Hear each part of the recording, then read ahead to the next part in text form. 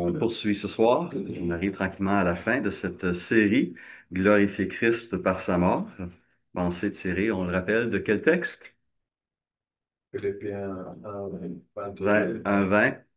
Selon ma ferme attente et mon espérance, je n'aurai honte de rien, mais maintenant, comme toujours, Christ sera glorifié dans mon corps avec une pleine assurance, soit par ma vie, soit par ma mort. On a vu différents thèmes autour de cette réalité-là.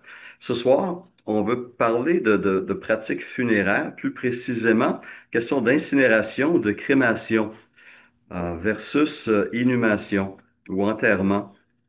Euh, euh, Au tout début de l'histoire de l'Église et pendant des siècles, la pratique quasi généralisée était l'inhumation, l'enterrement des corps. Mais on voit depuis à peu près un siècle et demi, 2 siècles, que la pratique de la crémation devient de plus en plus commune en Occident. Et la question, donc, nous est constamment posée, est-ce que la crémation, l'incinération, le mot vient du latin sinis, cendre, est-ce que c'est une pratique acceptable pour un chrétien ou est-ce qu'on doit maintenir la pratique de l'illumination,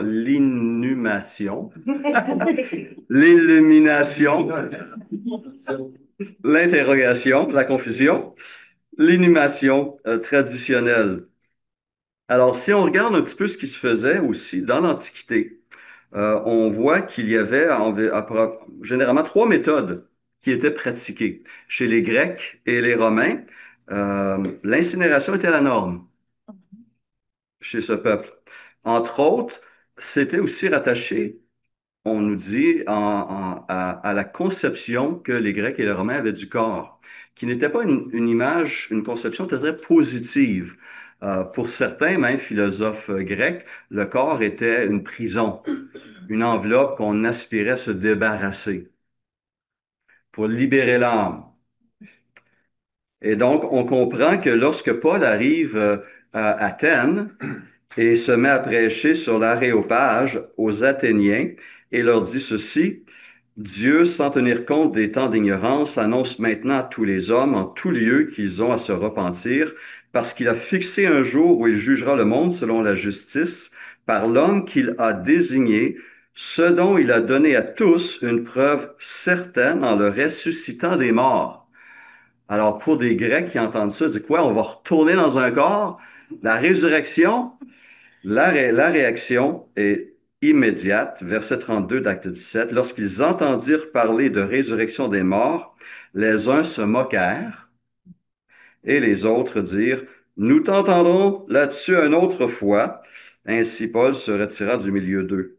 Donc, chez les Grecs et les Romains, le corps n'avait pas une grande valeur, n'était pas vu positivement. On opposait corps et âme. Chez les Hindous, la pratique était aussi l'incinération, mais on a de l'autre extrême, chez nos voisins, nos amis égyptiens, quelle était la pratique, pour ceux, en tout cas, qui avaient les moyens, en tout cas, l'embaumement, la momification, un très long procédé qui pouvait être aussi très coûteux, parce qu'eux croyaient à la vie après la mort et pensaient que le corps aussi participait, et donc on cherchait à le préserver le plus longtemps possible. Mais comme je l'ai mentionné, les premiers chrétiens, pour eux, la notion de résurrection colorait beaucoup leur compréhension de l'inhumation et le traitement accordé au corps. Et donc, on voit dans les catacombes de Rome que la pratique courante était l'enterrement. Les lieux d'inhumation chrétiens, on les appelait des cemeterium, qui a donné en français? Cimetière. Cimetière, qui lui-même vient du grec koimeterion, qui veut dire lieu où l'on dort, ou lieu où reposent les morts. Ce qui a donné en français cimetière. Alors, qu'en est-il maintenant la question de la disposition des corps aujourd'hui?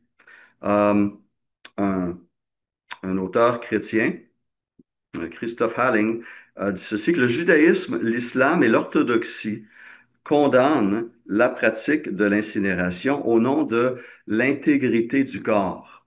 la notion de pas la réincarnation, de la résurrection, pardon. Oh, ça commence bien ce soir. L'illumination. L'élimination, hein, voilà. Donc, la notion de résurrection, pour eux, venait colorer la manière dont on allait traiter le corps. L'Église catholique romaine aussi a condamné euh, l'incinération pendant longtemps, l'a condamné officiellement en 1886, mais depuis 1963, elle l'accepte avec les conditions que ce soit précédé de funérailles chrétiennes et en reconnaissant que l'incinération ne remettait pas en cause la résurrection du corps. C'est un peu les conditions que l'Église catholique met de l'avant. En Occident, par ailleurs, la crémation, l'incinération continue d'augmenter. Plusieurs attribuent cela à différents facteurs.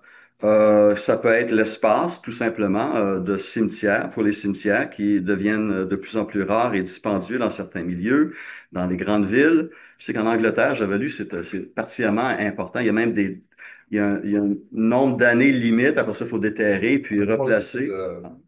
Ils déterrent après. Ou soit ils ne déterrent pas, mais ils mettent d'autres personnes. Ils Voilà. enlèvent même le pierre tombale. Ouais. Dans le village de Margaret, les pierres tombales sont là. Tu loues non, si tu ne payes pas, après quelques années, puis on met quelqu'un d'autre là. C'est ça. C'est pour 100 ans, hein, il me semble. Oui, alors une concession au Québec, c'est pour 100 ans. 100 ans ici, voilà. En Ouais. Hollande, c'est moins, je pense. C'est 99 ans. Voilà. Lorsque ma mère est morte, mon père a acheté un très grand lot pour la famille. Donc, nous, notre place est déjà prête. Et la concession était pour 99 ans. Donc, je ne sais pas ce qui va se passer après. Mes descendants, peut-être, pourront décider quelque chose à ce niveau-là. Mais c'est ça, une concession est pour 99 ans au Canada, au Québec. Euh, D'autres aussi voient l'incinération comme une forme de meilleure intendance des ressources que nous avons. L'incinération, selon certains, est moins polluante. La question environnementale revient de plus en plus dans les conversations. On a fait le tour, Nina et moi, récemment. On a fait nos préarrangements funéraires. Et dans les publicités, les annonces et les arguments de vente des différents salons funéraires, la question de l'environnement ressort beaucoup, beaucoup selon les différentes approches Bio. bio et vert. Voilà, ça revient régulièrement. On va planter un arbre pour chaque... Mais voilà. l'incinération d'un corps, ce que j'en ai vu, c'est l'équivalent d'un vol Paris-Montréal. Ouais. Ah, ah oui? Ouais. Ah oui? Le gaz, ben, je sais pas si c'est ça, mais le gaz, évidemment, pour Ouais. brûler. Parce que l'aquamation serait mondiale dans le corps. Ouais. C'est toujours beau, là, on se défait dans l'eau. Ouais. C'est romantique.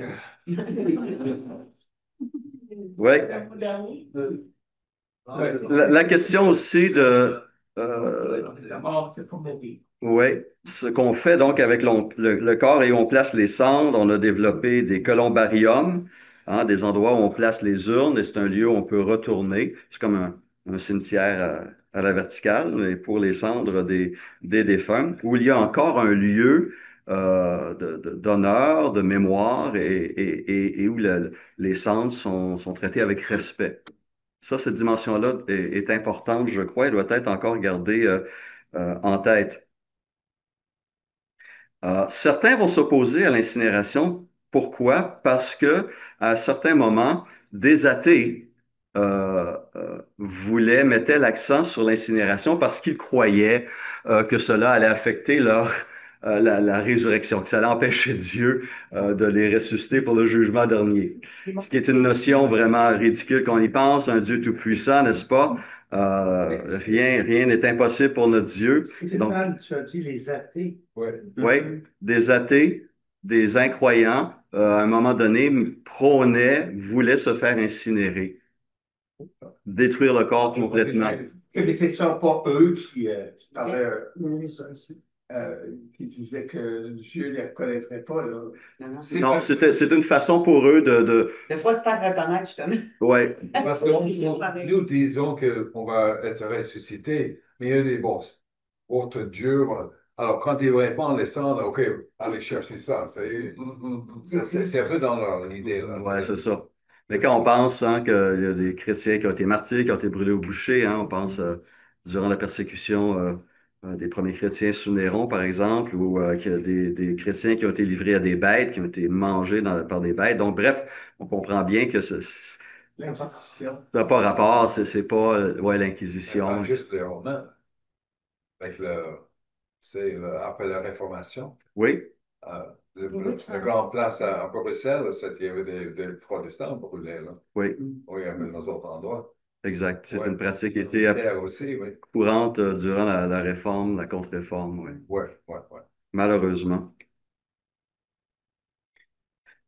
Les coûts aussi, c'est un facteur qui influence beaucoup les gens. Donc, c'est pour eux, c'est une une façon plus sage d'utiliser les ressources et euh, de le faire d'une manière à un coût raisonnable, disons. Euh, alors, que disent les Écritures sur ça? En passant, le Québec, c'est autour de 60%, un peu plus de 60% euh, des, euh, des cérémonies, des corps sont incinérés. En Colombie-Britannique, c'est même plus élevé, c'est 80% selon des chiffres que j'ai pu consulter. Alors, que disent les Écritures?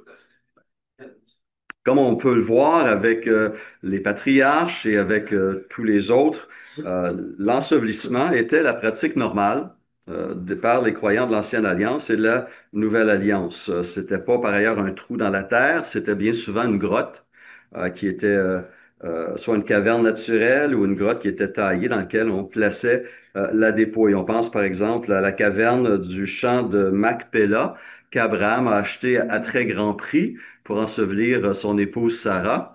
Hein, on lui a pas fait un cadeau lorsqu'on lui a vendu ce terrain-là pour ensevelir sa femme et avoir un lot, un tombeau dans le pays. Ça coûtait déjà cher dans ce temps-là, puis c'était une façon de faire de l'argent déjà pour Macpella. On voit c'était la pratique. Et lui-même, Abraham, lorsqu'il est décédé, on l'a enterré dans cette même caverne, en Genèse, selon Genèse 25. Et on voit que les grottes étaient un site d'inhumation souvent mentionné. C'était le cas pour Lazare, c'était le cas évidemment aussi pour notre Seigneur, comme le souligne Matthieu 27, 50. Lorsqu'on parle d'incinération, par exemple, on trouve quelques cas dans la Bible, quatre en fait, mais trois sont des signes de jugement. Ouais. Un seul a une connotation positive. Les exemples sont Josué 7, 25, où en Josué 7, 25, Akan, n'est-ce pas, avait caché du butin trouvé à Jéricho. Et à cause de ça, le jugement de Dieu s'est abattu sur le peuple et ils ont perdu un deuxième combat contre une petite ville ou un village. Et ça a été découvert que c'était Akan qui avait pris ce qui devait être consacré au Seigneur. Et comme jugement, eh bien, ils l'ont lapidé et ils ont brûlé son corps. En 1 Samuel 31, on a, non, pardon, en Juge 15, avant, Juge 15, 6, on a brûlé la maison de la fiancée de Samson et brûlé aussi son père et brûlé toute la maison finalement du beau-père de Samson et de sa fiancée. Les Philistins cherchaient à se venger d'un incident dans lequel Samson avait justement brûlé les récoltes des Philistins à travers des renards qu'il avait capturés et qu'il avait mis hein, Les flambeaux. des flambeaux après la queue, puis ils ont lancé dans les champs mûrs. Voilà. Donc, c'était une façon pour ces Philistins de se venger contre Samson. En 1 Samuel 31, 13, par ailleurs, on a un exemple positif, ou bien qui est bien présenté, même qui est honoré. C'est lorsque le corps de Saül, qui avait été décapité par les Philistins, et celui de ses fils avait été repris par les hommes de la ville de Saül, les hommes de Gilead, qui ont pris ces corps, les ont incinérés et transporté les cendres, les ossements à Gilead. Et lorsque, oui, la référence est 1 Samuel 31, 12. Et David va approuver leur geste lorsqu'il va parler de cette situation-là en 2 Samuel 2, verset 5. Donc ici, pour ces citoyen de la ville de Saül. C'était une façon de disposer d'une manière respectueuse les corps de Saül et de ses fils, et cela a reçu l'approbation de David. Et on a un autre cas en Amos 2, 1 à 3, où là, c'est un geste de vengeance, où on va déterrer les os du roi d'Édom pour les brûler en signe de vengeance, essentiellement. Ça, c'était vraiment pour déshonorer, là. C'est la profanation. C'est vraiment, c'est un signe de profond déshonneur que de profaner le tombeau d'une personne. Tout à fait. C'est un des gestes les plus mal vus dans la très grande, probablement dans toutes les cultures. Profaner une tombe est un geste profondément condamné. Excusez. Oui, Quand Dieu a brûlé les deux fils d'Aaron, c'est tout châtiment, ou quoi? les deux fils d'Aaron. Oui, quand Le feu. Ah oui, c'est un cas de jugement dans ce cas-là Ouais, aussi. Oui, clairement, parce qu'ils ont touché le tabernacle, pas le Non, tabernacle, non, mais Non, parce qu'ils ont mangé. non, ils ont C'était ils ont le fait feu, c'était pas ce n'est pas le feu, c'est le feu étranger qu'ils ont utilisé. Ah oui, oui, oui, C'est excuse-moi. pas, Oui, là, je me trompe avec l'autre cas où on transportait. Ouais, ouais, ouais. Oui, Alors, Dieu le- les le- offres. Oui, c'est ça, merci. Oui. Euh,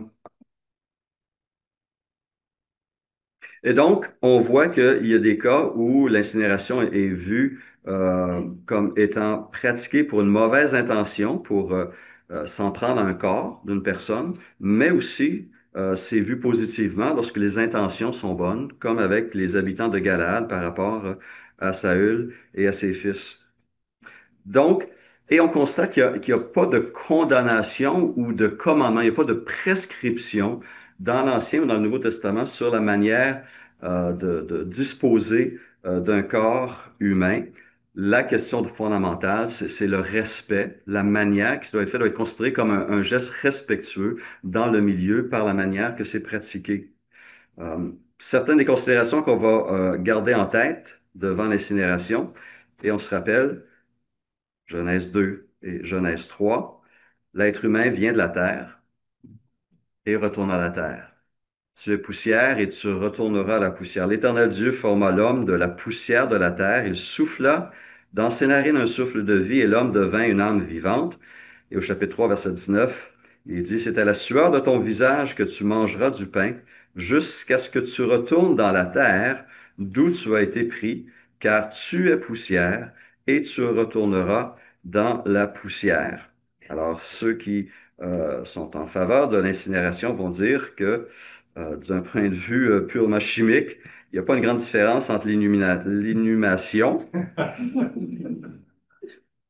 Je vais la voir avant la fin de la soirée. Qui, scientifiquement, ça s'appelle l'oxydoréduction lente. Wow, voilà, moi, je l'ai bien prononcé ce mot, je suis certain. Ou l'incinération, qui est une forme d'oxydoréduction rapide. Autrement dit, est-ce qu'il y a une si grande différence entre retourner à la poussière en 2 heures versus en 20 ans? Ou en 2000 ans, parce que l'apôtre Paul, où est-ce qu'il est rendu? Ben, exactement, on les respire, les particules. Voilà, exactement. Alors, dans la Bible, on a souligné, donc, on a des descriptions, mais non pas des commandements ou des prescriptions. Notons aussi que Joseph a suivi les pratiques égyptiennes. Il a fait embaumer son propre père, Israël, et lui-même s'est fait embaumer. Et c'est un processus, là, lui a eu la catégorie numéro 1, le meilleur type d'embaumement possible. Ça a pris des semaines. C'est un processus qui a duré des semaines pour traiter le corps, etc. 70 jours. Ouais. Et des funérailles qui ont duré aussi Ouais. très longtemps. Oui. Je suis calme. je prends beaucoup de médicaments parce que je veux être momifié. Pardon? J'ai pris beaucoup de médicaments. Je pense que je veux être momifié. Ouais. Juste notre alimentation quotidienne. Ouais, on a tellement d'agents de conservation dans nos aliments qu'on va être correct de nous pour un petit peu de temps. C'est quand même une chose. Oui. Euh, je pense que quand tu veux faire un choix, un ou l'autre, c'est bien informer la famille aussi. Voilà, Parce que, je veux dire, dans notre culture, on ne peut pas se faire incinérer. exact. Parce que c'était des non-croyants et ils le voir. Donc, comme moi, je voulais le faire, mes parents avaient les yeux gros là, et ça sortait presque. Après, on a expliqué et il comprend plus. Il dit ici, un choix, c'est pas ça que j'aimerais, mais si tu veux le faire, OK. Mais je pense que dans toutes choses comme ça, c'est de bien expliquer pourquoi. Hmm. Et surtout quand tu es culturel, Hmm. non, parfois c'est différent aussi. Oui. Alors, on va souligner que l'inhumation, l'enterrement va refléter davantage l'espérance chrétienne. Ce soir, ça va pas bien, hein? La résurrection corporelle, pour l'Église catholique, on le mentionne, l'ensevelissement va poursuivre notre identification au Christ, euh, comme le symbolisme du baptême, n'est-ce pas? On était ensevelis avec lui. Ça reflète aussi l'enseignement d'un Corinthiens 15 qui parle qu'on a été semé corruptible, on ressuscite incorruptible. Et certains ont mentionné ceci. Lors d'un enterrement chrétien, nous ne disposons pas simplement d'un corps, d'un cadavre, nous semons une graine. Tout comme nous semons avec l'espérance d'une récolte, de même nous enterrons avec l'espérance de la résurrection. Euh, mais ta remarque, Nina, a été soulignée aussi que sur le plan psychologique, euh, l'incinération, s'il n'est pas bien communiqué, bien préparé, peut avoir un impact, dans certains cas, si c'est pas bien préparé, je le répète, bien expliqué, court-circuiter un petit peu le processus de deuil. Et donc, c'est une lumière jaune qui est mentionnée dans ce cas-là. Excusez-moi, j'avais une amie et, en Hollande quand elle était plus jeune. Et sa mère a eu ça. Et, Oui, et c'était pas bien expliqué à la famille. Alors que c'est quand il y a comme 12, 13 ans, là, elle a dit, ma mère ne rentre jamais dans cette porte. Ma mère est trop grande, elle ne rentre jamais dans cette porte. C'est parce que c'était pas bien expliqué. Je pense que c'est très important. Vraiment. oui, L'effet psychologique est important. Moi, je peux donner mon oui. opinion là-dessus. Je suis dû pour être incinéré, mon corps être incinéré. Bon, je trouve pas ça très romantique. Ah, ouais. Mais il y a d'autres choses. J'ai été à des funérailles où surtout chez les non-chrétiens, où on oublie la mort. On oublie la laideur de la mort. On a une belle boîte, là, avec des cendres dedans, et avec la plus belle des photos du défunt. On oublie la laideur de la mort. Et à ce point que moi, je me dis, j'ai commencé à en parler, j'ai dit, moi, je voudrais que mon cadavre soit exposé, comme à la vieille mode. Oh, mais c'est une erreur qui voit la laideur de la mort. Mhm. À ma famille et tout ça. C'est vrai, on va garder un beau souvenir de toi. Non, j'ai vu ma mère dans sa tombe. Je sais c'est quoi, mon père. C'est ça la mort. C'est à ça qu'on est appelé à mourir et à devenir pas nous, mais je veux dire notre corps, notre enveloppe s'en va là. Et puis, euh, j'ai vu des funérailles tellement insignifiantes, là, Ah ouais. mais révoltantes. J'en ai vu deux dans ma vie, des révoltantes où on oublie complètement la laideur. Le cadavre est incinéré, on a la plus belle photo, puis même il y en a un il était mort, il s'était suicidé. On a sabré le champagne, pas moi, je suis parti avant la fin, j'en pouvais plus. Ouais. Bon, puis encore tout récemment, au mois d'octobre dernier, je suis parti aussi avant la fin. Mais tout ça, c'est comme si on voulait occulter la mort, surtout si c'est des funérailles de non-chrétiens, là. Et puis, bon, il y a ça que je reproche à l'incinération, à l'ancienne méthode qu'on avait, où il y avait un constat de mort, un constat de disparition, et puis on devait assumer l'horreur de la mort. la constater comme il faut. Bon, sinon, moi, comme missionnaire, ou comme on voit dans le fond d'une grotte, et mon corps, c'est mon corps, et puis mon âme, mon disque dur va s'envoler. Hum. Hum. Oui, je pense que, comme tu dis, c'est un choix personnel de la personne. Et comme la Bible ne donne pas il n'y a pas de commande, De commandement, il y a ouais. des idées, Ouais. alors il ne faut pas juger la personne. Si je fais une chose, l'autre fait autre chose, c'est pas exclure la personne. Mais là, j'ai lu à ce sujet un article que je trouve très bien de John Piper. Lui, il est pour l'enterrement. C'est Mhm. parce que et le corps est précieux, c'est la création de Dieu. Oui, Et même après, on aura un corps dans le ciel. C'est pas comme les Grecs, là, on aura un corps. Le corps reste. tout à fait. Mais lui, il souligne deux symboliques, ce que tu as mentionné. On est semé. Et c'est le geste de mettre le corps en terre, tu sèmes, et ça va être ressuscité. Même si c'est, après quelques années, ce n'est plus là, mais c'est symboliquement. Le deuxième symbole, c'est que c'est comme on s'endort. La Bible parle, ils sont endormis, ceux qui sont endormis. Et ça, c'est comme l'idée, le cimetière, c'est le lieu de Le repos, repos. le lieu de rest Exact. in peace. Je sais que c'est symbolique. Alors, ça, c'est deux raisons pour lesquelles c'est l'enterrement. Euh, Quand il dit aussi pour le feu, il parle de jugement. Alors, même s'il y avait un cas positif dans la Bible, alors c'est le jugement. Alors, il dit que pour une personne, après la mort, le feu n'est pas vraiment quelque chose à souhaiter, parce que c'est l'enfer. Alors, il parle de ce symbolisme aussi. Si tu es, bon, le corps, on brûle le corps, mais c'est comme si, Dans l'enfer. oui, avant, c'est juste un symbolisme. Oui. Alors là, qu'est-ce qu'une pratique? Il dit parce qu'il y a aussi la malhonnêteté dans le monde. Alors, qui dit, même si tu demandes l'incinération, que tu serais incinéré? Si ça coûte moins cher pour la compagnie de disposer le corps autrement, est-ce qu'il y a une garantie que c'est bien incinéré? Paraît-il qu'il y avait des scandales quelque part. Ah oui, il y en a eu. Il y en a eu. Deuxièmement, c'est tu reçois une urne avec des cendres de ton bien-aimé.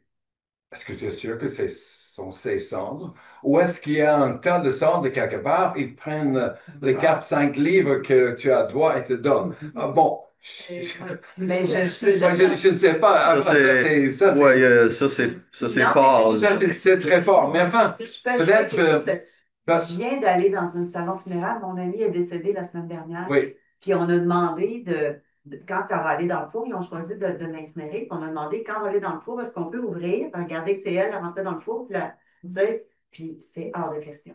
Non, mais c'est normal, parce que ça, c'est très traumatisant. Non, mais ça pourrait être un étranger. Là. Lui, il ne voulait pas y aller. Mais c'était juste pour s'assurer qu'on a les bons cendres, parce qu'on a vu à JE s'était trompé de cendre à un moment donné.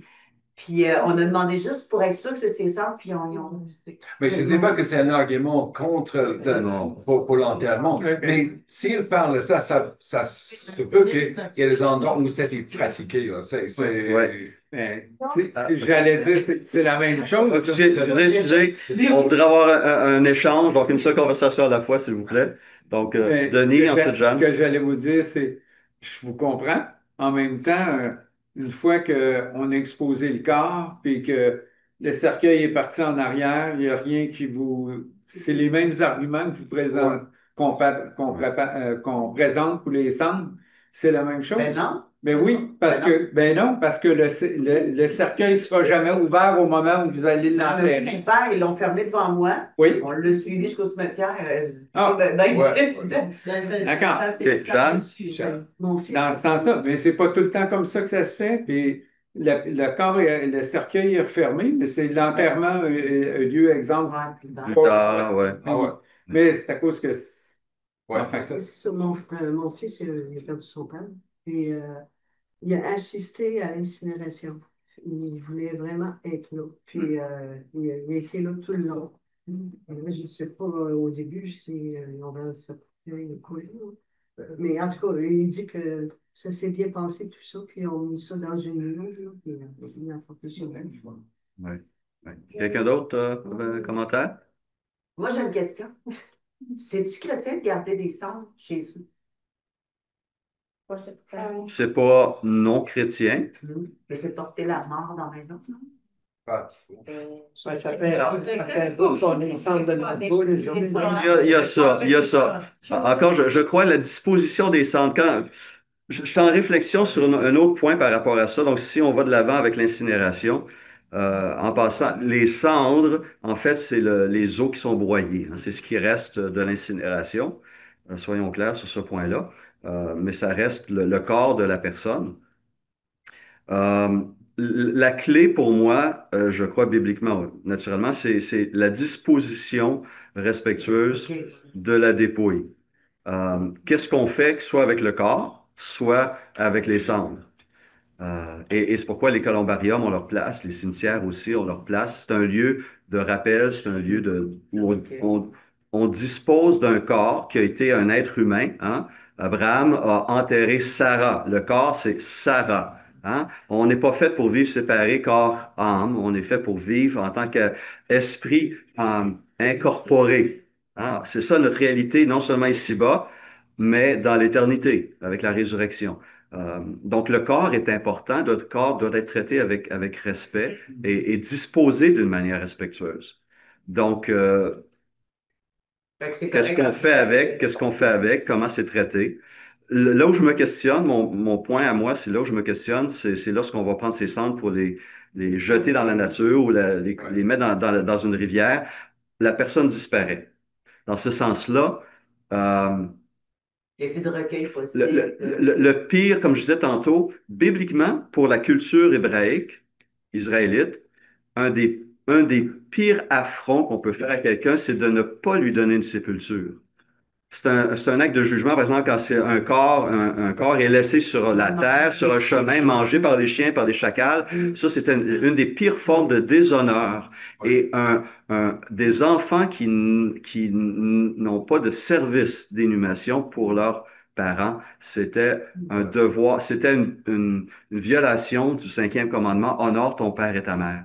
Ça allait jusque-là. C'était une violation du cinquième commandement dans la culture israélite. Donc, la façon dont on dispose du corps d'un bien-être, d'un être bien-aimé, est très important dans la culture. Chris, sur le terrain, sur son terrain, quand il va être déménagé, il va faire un trou, il va mettre de la cendre, puis il va planter un arbre. Fait que ça va avoir de la signification pour les petits-enfants aussi. Il y a quelque chose. Oui, Jean-Pierre. Aussi, un petit peu perdu sa femme, il n'était pas croyant.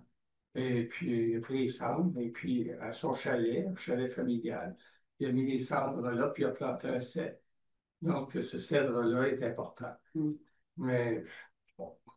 Il y a 2 semaines, le monsieur du salon funéraire disait que ça, c'était pas légal. Non, il ne faut pas mettre la boîte. Oui, ça fait. La cendre, il n'y a pas de De problème. mettre sur ton terrain privé. Ah non, sur ton terrain privé, non, tu peux Sur pas. ton terrain Ah, tu veux privé. Non. Pas la boîte. Mais tu veux garder à la maison? Oui, tu peux garder à la maison, mais tu peux pas inhumer des cendres dans un endroit qui n'est pas identifié, qui n'est pas reconnu. Oui, oui, avec l'urne, oui. Parce que le métropole, c'est juste les cendres. Juste une partie des cendres. OK. Puis là, ils vont mettre la boîte.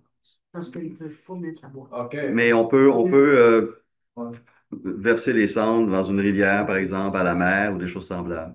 Ça, il n'y a pas de limite à ce niveau-là. Donc, encore une fois, c'est l'intention, c'est quoi? Jean-Pierre, tu faisais cette remarque et d'autres l'ont fait aussi. On peut avoir quelqu'un qui est incinéré, mais dont le service va rappeler l'espérance et la foi, et ça va être un service qui rappelle l'Évangile et d'une manière lumineuse, tout comme on peut avoir quelqu'un qui est inhumé, donc il y a un cercueil, et la cérémonie vaut absolument rien, et ça, on l'a vu aussi bien souvent. Donc, la cérémonie s'y accompagne la manière, encore une fois, le service qui a une valeur chrétienne, lorsque c'est un enfant de Dieu, a une très, très grande importance. Le mode de disposition, évidemment, il n'y a pas une forme correcte en ce qui concerne, il n'y a pas d'impact au niveau de notre salut, à ce niveau-là, bien sûr. 1 Corinthiens 15, 50 dit ce que je dis, frère, c'est que la chair et le sang ne peuvent hériter le royaume de Dieu et que la corruption n'hérite pas l'incorruptibilité. Donc, notre corps actuel, les particules, moi, dans 50 ans, 100 ans, vont être un peu partout dans la nature aussi, vont se retrouver éventuellement dans la nature. Mais je dois disposer des dépouilles d'une manière qui est honorable. Excusez-moi, est-ce qu'on a Oui, déjà parlé ici de quand tu es l'euthanasie? ça va être la semaine prochaine. OK. La semaine prochaine. Donc, essentiellement, le principe, je crois, qui doit rester, c'est de montrer du respect envers la dépouille. Et la motivation et le sens qui va être accordé au geste sont essentiellement les deux données importantes là, à garder en tête lorsqu'on va faire un choix pour décider si on est inhumé, enterré ou incinéré. L'incinération, dans le cas des Moabites, était condamnée, mais dans le cas des Galadites, avec Saül, a été louée. Donc, la possibilité est là pour procéder de l'une ou de l'autre manière, je crois, à ce point-ci. Donc, quelle liturgie allons-nous utiliser? Je pense que c'est à ce niveau-là qu'on doit bien préparer ses propres funérailles, donner des directives. On a eu des cas, je l'ai mentionné, je le répète, avec Hélène Vachon. Ceux qui se rappellent, cette sœur est décédée chez elle. Sa famille n'était pas chrétienne et sa famille n'a même pas eu de cérémonie, de service funèbre en sa mémoire. On a décidé, nous, en tant qu'Église, de faire un service commémoratif ici à l'Église, mais on n'avait ni corps, ni cendre, on n'avait rien. Mais on voulait dire au revoir. C'est important de faire ce geste-là. On a notre frère en Christ, Daniel Châteauvert, sa famille, euh, savait très peu de choses sur lui ou sur sa foi. J'ai dû rappeler à son frère qu'il était membre de notre communauté depuis 11 ans. Donc, c'est un membre de la communauté, de la famille spirituelle ici. Et on aimerait pouvoir participer à un service. Mais la famille va faire ses choix, puisque c'est elle, puisqu'elle n'a aucune direction, aucune directive, n'est-ce pas? Et c'est pourquoi, pour nous, en tant que chrétiens, c'est important de réfléchir à cela et de donner des directives pour son propre service funéraire. Une occasion, entre autres, de prêcher l'Évangile, d'annoncer l'Évangile, des lectures bibliques, des cantiques qui élèvent Christ, qui rappellent notre espérance dans la résurrection. Tout cela va honorer le Seigneur. Donc, le service va être très important. Mais nous sommes poussière aussi, et nous allons retourner à la poussière.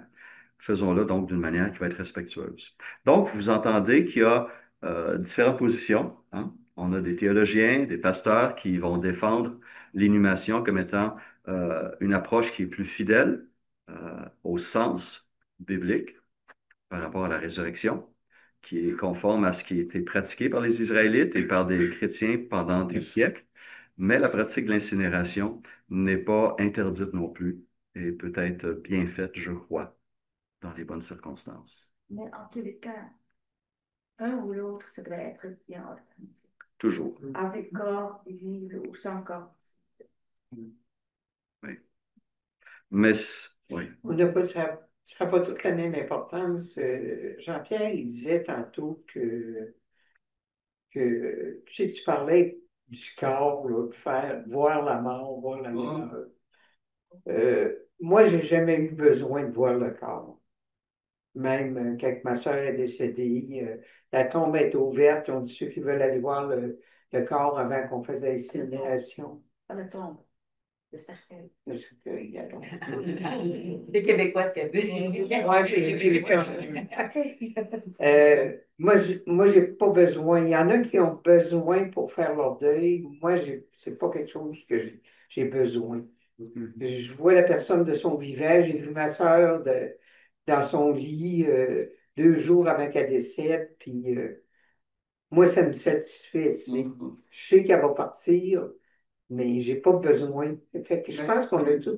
Alors pour toi, c'est très probablement, mais les psychologues reconnaissent l'importance quand même de bien vivre le deuil et le fait de voir la dépouille, c'est reconnu comme ayant ça contribue au processus de deuil, à la réalisation que la personne est bel et bien décédée et dans Moi, tout ce processus. ajouter juste à mon argumentation. C'est que je suis comme toi, quand ma mère est morte, son corps ne me disait rien. Pourtant, quelques jours avant, j'étais couché à côté d'elle. Et puis, je lui parlais, tout ça, puis je l'embrassais. Et puis, dans sa tombe, je n'ai quasiment pas regardé. Mais là, nous, on a une vision chrétienne de la chose. Je savais que c'était plus là. Elle n'était plus là. C'était plus elle. Ouais, ben, c'est Mais ça, pour moi, avec le les monde, Ouais. le monde, nos enfants, nos petits-enfants qui vont, qui vont passer par-dessus le phénomène de la mort, ils vont regarder les belles photos, ils vont même, ça fait du fun. Et puis, mais l'horreur de la mort n'est pas là. Il ne faut pas faire peur, là, mais au moins qu'ils prennent conscience, qu'ils prennent acte. Pour les non-chrétiens, surtout, c'est ça. Surtout pour les non-chrétiens, moi je pense. Pour les réveiller un peu, dire, regarde, c'est Pour ça, c'est là que tu les parles. réveiller un peu, oui, c'est ça. Mais c'est clair que moi j'étais étonné de pas être intéressé au corps de ma mère quand ils ont ouvert la tombe au salon mortuaire. Elle ne me disait plus rien du tout. Euh, Oui, Albert? moi, je suis très content que quand mes parents sont décédés, ma mère d'abord, il y a en 98, je pense. Mais elle est décédée, c'était un mardi. Le mercredi matin, j'ai eu un vol pour l'Irlande et je suis arrivé jeudi. Et je suis allé au salon funéraire, j'ai vu son corps dans le cercueil et puis le service était vendredi. Mais là, il n'est pas embaumé. Là. Ici, je n'aime pas ça quand l'exposé parce que c'est tellement maquillé, c'est plus le même. Ah oui. Mais là, je veux la laideur de ma mère est morte. Mais ça m'a aidé quand j'étais ici. Quand tu es à 5000 km, là, c'est pas réel. Ma tante est décédée, une cousine, mais jamais vue, j'étais ici. Mais c'était très difficile de me rendre compte de leur mort. Quand mon père est décédé, j'étais là 2 ans avant qu'il décède, mais là, il décède. La même chose, quand je suis arrivé, c'était, je pense, que c'était vendredi, mais le corps est venu à la maison, chez nous. Et alors, le cercueil est ouvert, et la famille proche, a dit qu'on a une trentaine qui sont venus, qui étaient là. Et puis, on l'a fermé, mais je suis très content que j'ai vu ça. Même si c'était pas beau, hein. C'était même, il me semble, il ressemble plus à un de ses frères qu'à mon père. Mais ça m'a frappé. Il n'est plus là. Mais après, dans le processus de deuil, oui, c'était comme quelque chose de concret. Oui. Et pour moi, c'était important de voir cela. Pour moi, bon, pas si je meurs, parce que quand je meurs, notre idée, c'est que la famille, notre famille, nos enfants et tout ça, nous voient dans ce cercueil. Je ne veux pas t'exposer pendant 1 heure pour tout le monde. Bon, c'est pas nécessairement. Mais que la famille voit que c'est réel pour eux. C'est ce que je fais. Et même quand mon oncle est décédé, son fils est né avec quoi, 12 ans. Il avait 5 enfants. L'aîné avait 12 ans. Mais là, c'était 3 jours à la maison. C'est le wake, on dit en anglais. Ça le met dans le lit, tout ça. Mais là, on voulait il faut pas les enfants ça. Mais oui, il faut que les enfants voient. Le père est décédé, il n'est plus là, il ne vient plus. Alors ça, c'est laid, je sais, c'est la fin, c'est court, c'est le vie, c'est fini ici. Mais il faut qu'il fasse. Oui. Il y a une chose, excusez-moi. Et on va peut-être 2 derniers commentaires, on va terminer. Oui. C'est ça que je manque un petit peu. Aux Pays-Bas, c'est la même chose que vous. Ça reste à la maison pendant 3 jours. La troisième journée, il sort. Mais c'est le fait que pas maquillé et tout, tu vois c'est quoi. Et ici, je trouve parfois qu'il y a une personne de 90 ans qui est toute ridée et tout d'un coup, là, elle a l'air d'un enfant de 16. Il y a tant de maquillage et... L'abonnement est obligatoire. Oui. On peut choisir le maquillage, on peut dire non aussi à la maquillage. Donc, Oui. on peut dire non, c'est notre famille, c'est notre mort à nous, on dit non à maquiller. Exact. On peut dire non, c'est notre droit. On peut le faire, oui. Donc, dernier commentaire ou réaction ou... On va pas faire de cochon. On espérons que le Seigneur revienne. Ouais, c'est ça. Hein? Non, on a payé, on nous a payé pour nous. C'est payé, c'est payé. OK. Donc, retenons que les deux positions peuvent être acceptables. L'inhumation semble avoir davantage oui, de poids par rapport à la symbolique, mais essentiellement, le service et tout ce qui va accompagner va jouer un grand rôle pour communiquer euh, nos valeurs concernant la vie après la mort, la résurrection, le monde à venir, l'espérance chrétienne. Et donc, travaillons à rendre ces moments-là significatifs, d'avoir un sens réel pour ceux qui vont nous survivre. Je pense que c'est ce qu'on va chercher à retenir ici ce soir. Alors, prions. Seigneur, on parle de mort, mais pour nous, cette réalité, elle est là aussi pour nous. C'est la même réalité lorsqu'on perd un être cher, on perd quelqu'un de précieux. Mais en même temps, pour ceux qui sont en toi, on n'a pas à pleurer de la même manière, mais on va pleurer quand même. Mais on pleure avec une espérance que rien ni personne ne pourra nous enlever. Parce que toi, tu as vaincu cette mort. Et ton corps maintenant est glorifié et est immortel. Et un jour, tu vas nous appeler, les morts vont sortir des tombeaux et seront appelés à toi, dans ce monde nouveau. Un monde qui aurait été purifié par le feu aussi, transformé comme nos œuvres. Et on te remercie donc pour cette espérance qui est la nôtre et que personne ne peut nous enlever. Amen. Amen. C'est Merci beaucoup. Merci.